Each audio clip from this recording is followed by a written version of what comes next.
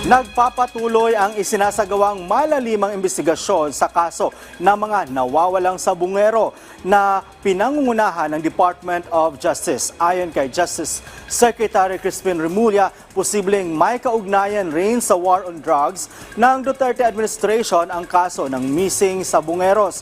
Tinawag din ni Remulla na corporate killing ang kaso, tulad na lamang ng pagdawit ni alias Totoy na kina Atong Ang at Gretchen Barreto ng mga negosyante at kilalang tao. Samantala, kinumpirma na rin ng Korte Suprema na may sarili na silang investigasyon hinggil sa isang judge na isinasangkot sa kaso.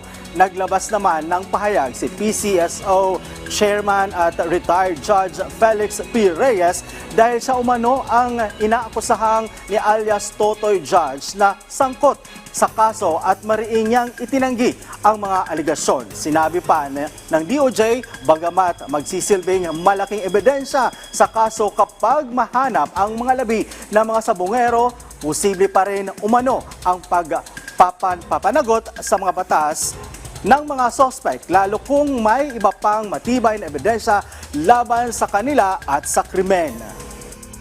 Mabuting maaga pa lang magsalita na sila kasi mahahanap din namin yan, makikita din namin yan. In the long run, the case is going to haunt all of them. This is a long drawn out case and the earlier they come in, the better. Sinasabi natin, lahat ng may alam dyan, magsalita na kayo kasi nga baka kayo naman ang aming susunod.